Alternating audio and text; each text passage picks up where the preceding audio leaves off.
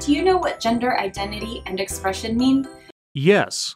They represent buzzwords used by the insecure as a sword and shield to both justify their personal aesthetic choices and also their ability to take offense at anyone or anything that chooses not to humor them. But I have a feeling you're going to provide us an entirely different set of definitions. If no, don't worry. That's what this video is for. Excellent. I love being educated.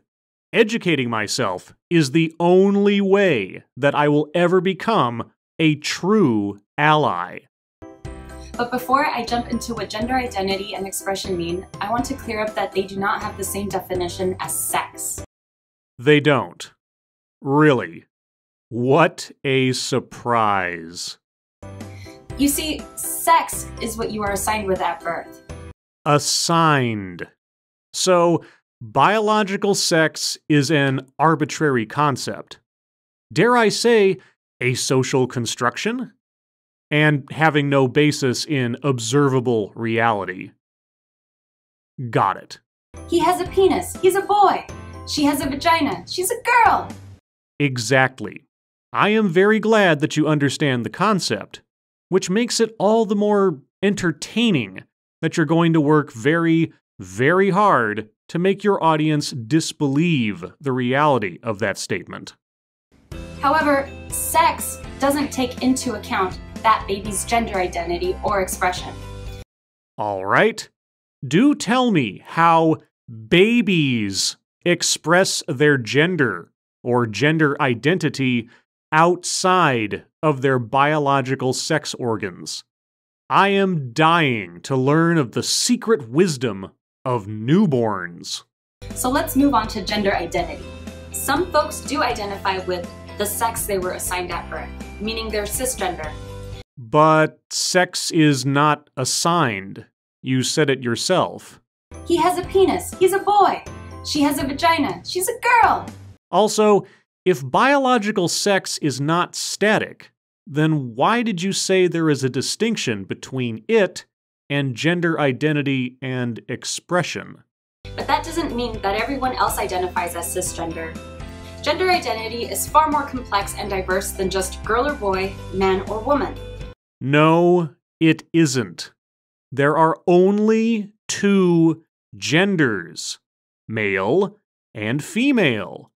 Now, I will stipulate that gender expression can vary from person to person and culture to culture, but it all still comes down to one or the other.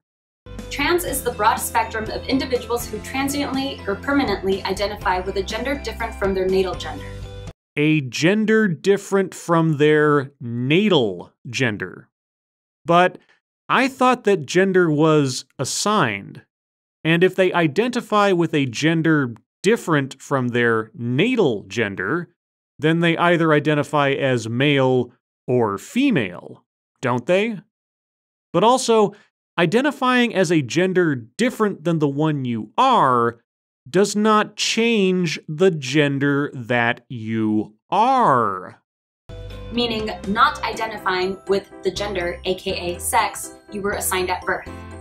Is it natal or is it assigned? Pick one. Those identities may include, but are not limited to, identifying as bigender, androgynous, gender fluid, gender nonconforming, genderqueer, intersex, gender non-binary, and so on.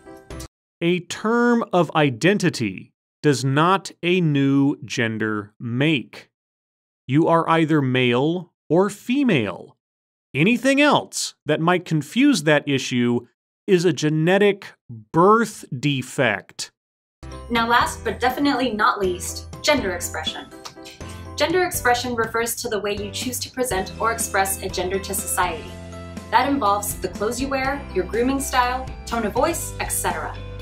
Yes, And on this point, I don't have much of an argument. This is where we get terms like tomboy and girly man.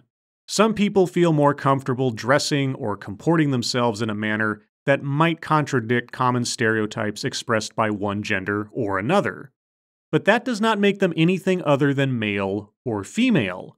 It doesn't even necessarily say anything about their sexual orientation. How you choose to present yourself to the world does not make you another gender. I didn't realize how gender expression says more about you than anything else, because it correlates with how you feel about yourself from the inside out. How you feel about yourself. Got it.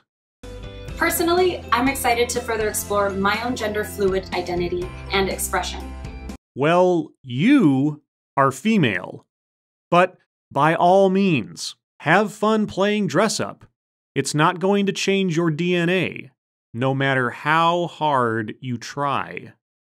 But this is not new. Non-binary gender identities have existed for thousands of years, and many are now able to come out. Thousands of years. Really? Because most of the identities you have listed were coined within the 20th century and have only really become popularized within the last decade or so. That is not to say that it's always safe for us to fully express ourselves. Many people may have a hard time understanding non-binary forms of gender identity or expression.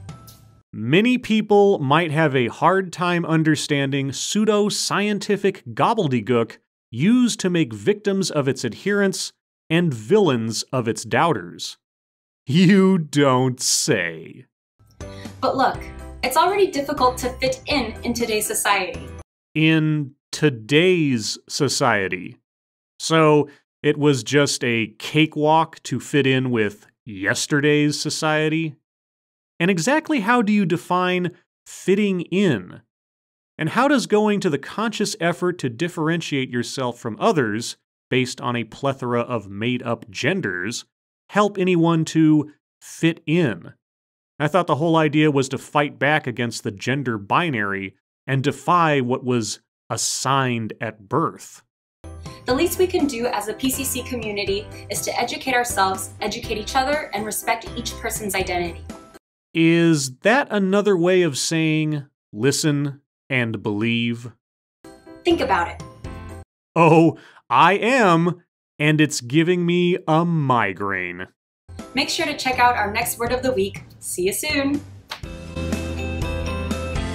You know, I may very well do that. I love learning new things and having my perspective on the world challenged. I also love highlighting nonsense when I hear it. So, rest assured, I will be assigning myself to paying your channel another visit very soon.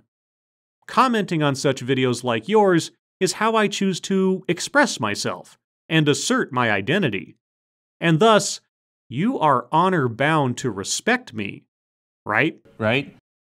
As always, thank you for watching.